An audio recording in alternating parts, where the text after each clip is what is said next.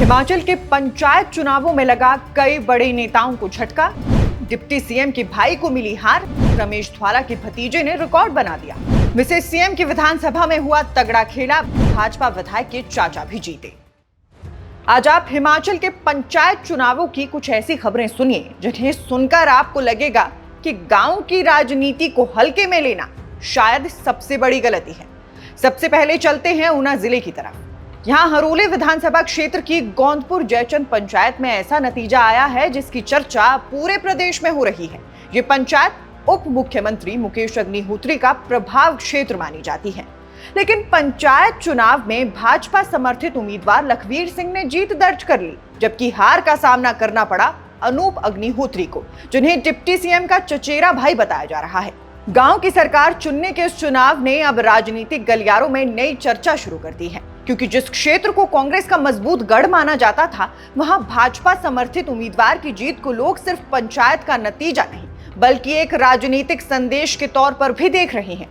लेकिन अगर आपको लगता है कि सबसे बड़ा उलटफेर यही हुआ है, तो जरा कांगड़ा जिले की धवाला पंचायत का नतीजा भी सुन लीजिए। ये पंचायत इसलिए चर्चा में रही क्योंकि यहाँ चौधरी रजनीकांत ने प्रधान पद का चुनाव करीब 610 वोटों के भारी अंतर से जीत लिया है। और ये जीत अपने आप में इसलिए भी बड़ी हो जाती है क्योंकि ये क्षेत्र हिमाचल के मुख्यमंत्री की धर्मपत्नी का विधानसभा क्षेत्र है।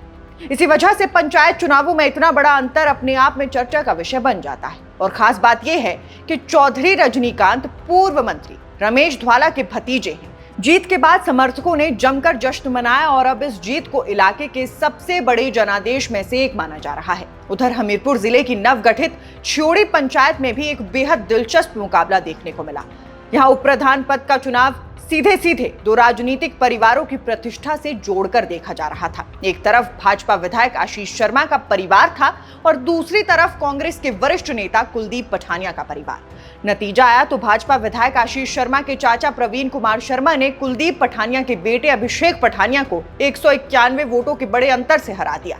यानी पंचायत का चुनाव था, लेकिन चर्चा विधानसभा स्तर की होने लगी और अब राजनीतिक विश्लेषक भी इन नतीजों को ध्यान से देख रहे हैं। लेकिन पंचायत चुनाव सिर्फ नेताओं और राजनीतिक परिवारों की कहानी नहीं है। कई बार यहाँ ऐसे नतीजे आते हैं जो किसी फिल्मी कहानी से कम नहीं लगते।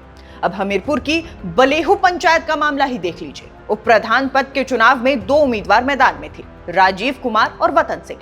मतगणना शुरू हुई, वोट गिने गए और जब अंतिम नतीजा सामने आया तो हर कोई हैरान रह गया। दोनों उम्मीदवारों को बिल्कुल बराबर 256 वोट मिले।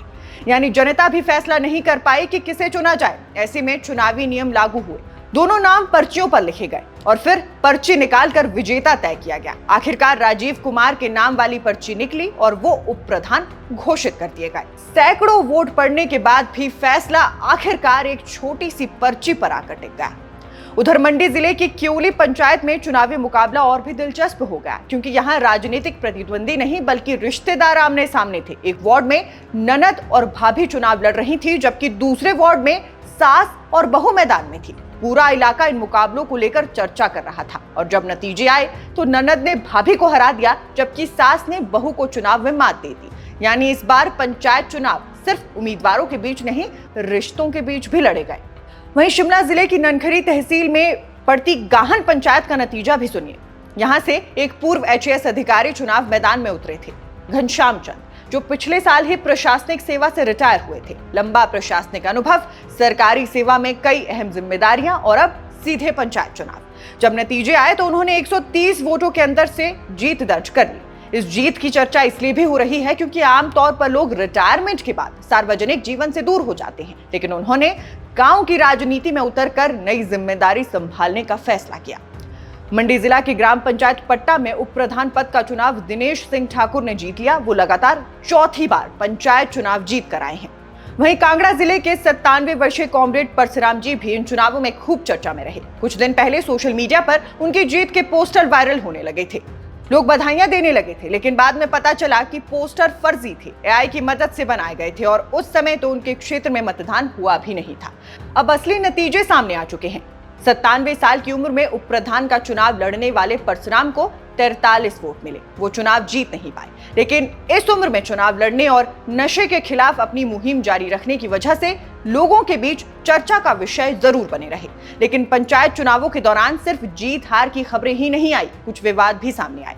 मंडी जिले की एक पंचायत में आरोप लगा कि एक महिला ने अपनी देवरानी के नाम पर वोट डाल दिया। जैसे ही मामला सामने आया, मतदान केंद्र पर हंगामा शुरू हो गया। प्रशासन को हस्तक्षेप करना पड़ा, जांच हुई और संबंधित वोट को रद्द कर दिया गया। उधर रोहड़ू के कुटाड़ा गांव में पंचायत चुनाव के नतीजों के बाद राजनीतिक माहौल गर्म हो गया। परिणाम घोषित होते ही कुछ ग्रामीणों और युवाओं ने विधायक के खिलाफ नारेबाजी शुरू कर दी। लोगों का आरोप था कि चुनाव में राजनीतिक स्तर पर खेल हुआ है, जिसके बाद गांव में काफी देर तक चर्चा और बहस का माहौल बना रहा। और अगर आपको लगता है कि हर जगह लोग वोट डालने के लिए उत्साहित थे, तो सुजानपुर विधानसभा क्षेत्र के कंगरी वार्ड की कहानी बिल्कुल अलग है। यहाँ ग्रामीणों ने मतदान का बहिष्कार कर दिया। लोगों का कहना था कि वर्षों से उनकी समस्याओं का समाधान नहीं हुआ, विकास कार्य नहीं हुए और कई बार शिकायत करने के बावजूद हालात नहीं बदले। नतीजा ये हुआ कि मतदान केंद्र खुला रहा, लेकिन दिन भर सन्नाटा पसरा रहा। वहीं लाहौल स्पीति स्थित उदयपुर उपमंडल के कुरचेड़ गांव के लोगों ने मतदान का बहिष्कार किया। यहाँ वर्षों से सड़क का इंतजार कर रहे लोगों में चुनावों को लेकर रोष देखने को मिला। यानी कहीं लोग एक एक वोट के लिए लड़ रहे थे, कहीं बराबर वोट पड़ रहे थे, कहीं रिकॉर्ड जीत दर्ज हो रही थी, तो कहीं लोग वोट डालने ही नहीं पहुंचे। और शायद यही वजह है कि हिमाचल के पंचायत चुनाव हमेशा दिलचस्प बने रहते हैं। यहाँ सिर्फ उम्मीदवार नहीं जीतते या हारते, यहाँ रिश्ते भी चुनाव लड़ते हैं, सियासत भी चुनाव लड़ती है, नाराजगी भी चुनाव लड़ती है और कई बार पूरा गांव मिलकर ऐसा नतीजा दे देता है जिसकी चर्चा पंचायत की सीमा से निकलकर पूरे प्रदेश में होने लगती है।